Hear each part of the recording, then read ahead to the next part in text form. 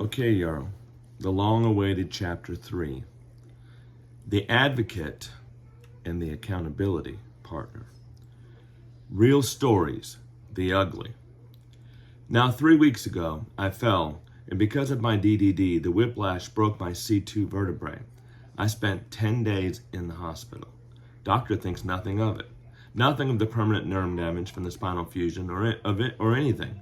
He says, quote, "Get off the poison, prescribed opioids. You have young kids." So he's doing a rapid taper. Actually, this Monday, he'll be cutting me by 50%. I can't find another doctor and I am lost. How will I take care of my 3 kids? I even printed the CDC taper guidelines and said I've been compliant and stable. Please don't do this. And he doesn't care because I'm refusing the injections that quit working years ago. AP from New York. In a system that is stacked against the individual, we all need friends, allies, and champions. As I said, not all of us are yet ready to fill all of those roles, but we can all fill at least one. After accepting, at least theoretically, that you deserve quality, compassionate care in the same manner you'd want to see other people receive, then you're ready to find yourself the help you need to improve your chance of being heard.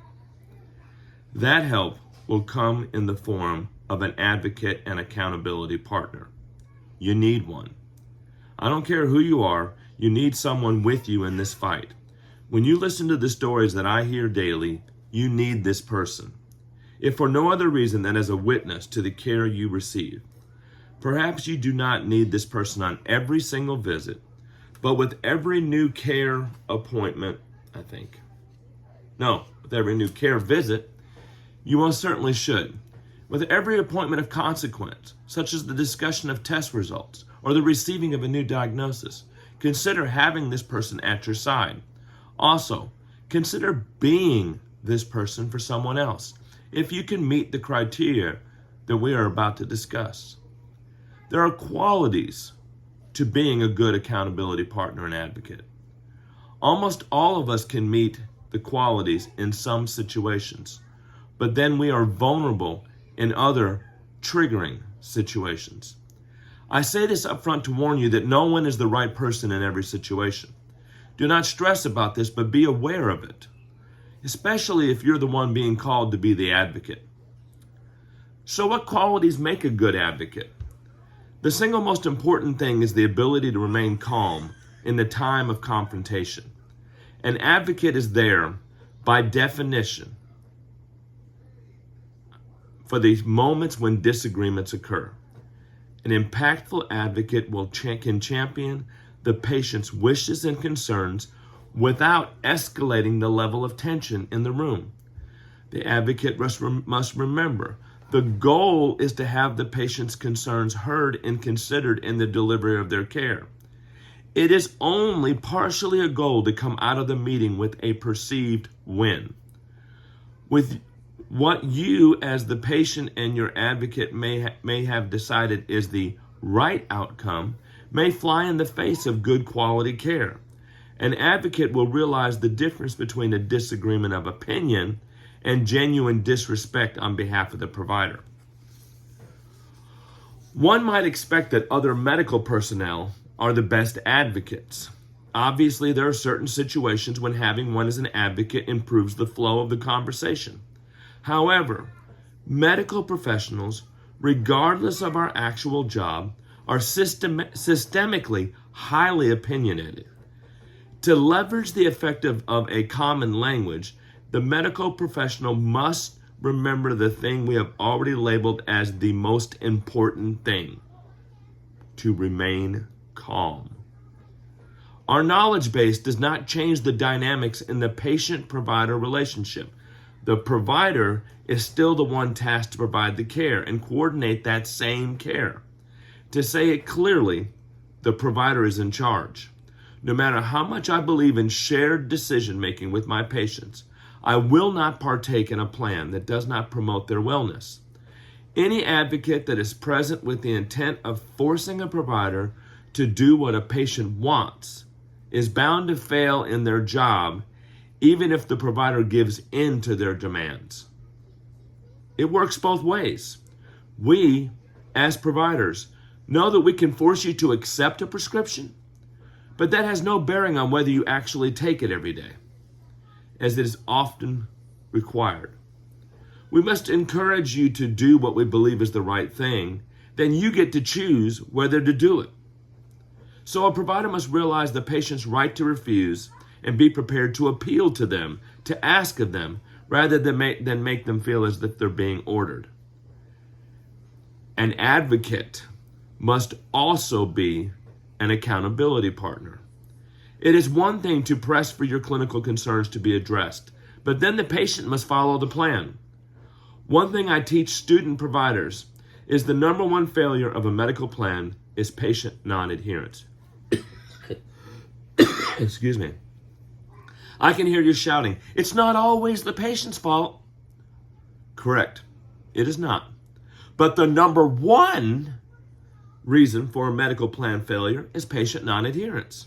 It is the first thing a provider must rule out when the plan is not working.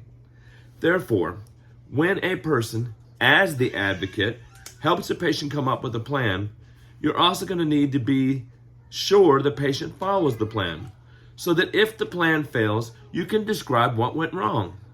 Plans are often complex, and as I like to say, sometimes they're flat cockamamie. Therefore, having someone to help the patient complete the plan greatly facilitates the patient-provider relationship. Remember, I'm getting over COVID. Sometimes the patient will need help remembering what to do or of equal importance to avoid anything that everyone agreed should be avoided. For some reason, new spinal surgery patients not going out and climbing under cars to replace brake lines and transmissions comes to mind. Oh yeah, it was post-op day 5. It makes sense that the advocate needs to have some basic organizational skills. Many things will need to be tracked: appointments, instructions, medications, test results, referral calls, and so many more items. Even if the potential advocate is the best person in every area discussed so far, there is a huge potential pitfall if the relationship between the patient and the advocate is strained. This does not mean let me start that over for you. Even if the potential advocate is the best person in every area discussed so far, there is a huge potential pitfall if the relationship between the patient and the advocate is strained, or if the patient views the advocate as an authority figure in their life. This does not mean that parents cannot be great advocates for their children. I would call that the exception to the authority figure rule, but even parents must be careful. If there is not basic respect for the patient wishes, excuse me, then the advocate might as well just be the patient. The point of an advocate is to help the patient develop the strength to stand up for themselves and to feel more in control. So an advocate needs to allow the patient to answer questions, give requests, and be ready to stand up for the patient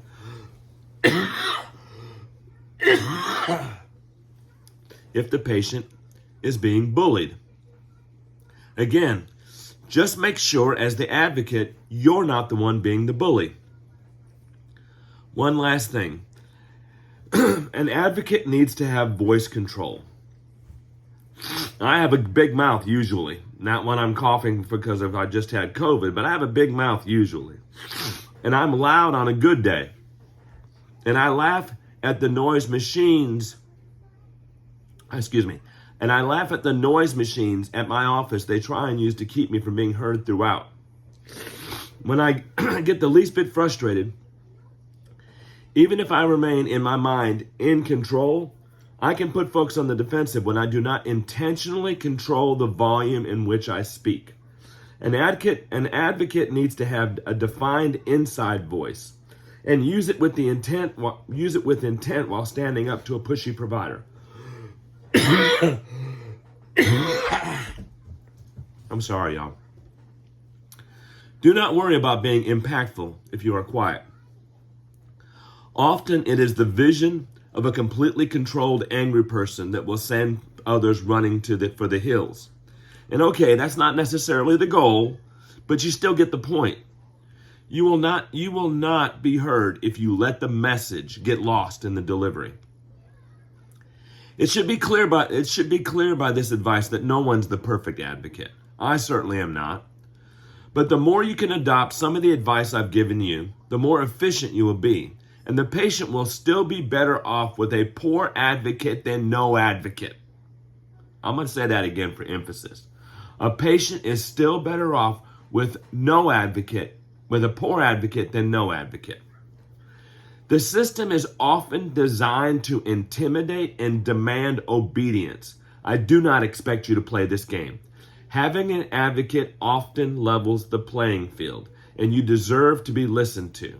Remember, you are not a distraction for that provider. Your presence is why they have a job.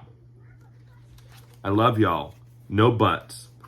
By the way, I have told you that you will not get to to page 20 without being ecstatically happy that you bought the book. I'm at page 19. So if you have listened to all 4 videos so far, you understand why you need this book. It is available on Shmamazon. I will post matter of fact, I'm going to post the link for Amazon right here in the comments of this video. But you need this book, y'all. You really do. Okay? We're at everything you've heard in those 4 videos. We're only up to page 19. We got 100. We almost have 100 pages to go of point after point messages that you need to have to give to your provider. And you can have the messages in these videos. If you want to wait as long as it takes for me to voice record around 28 chapters or 28 videos, and you want to sit through them, you will get all the information. But you won't have this in your hand to pull out at a doctor's appointment and show them that there's a better way to do things. Now, you don't show them for the purpose of proving them wrong. You show them to open up a dialogue. This book is about making sure that you and your provider actually have a therapeutic dialogue. I love y'all. No buts.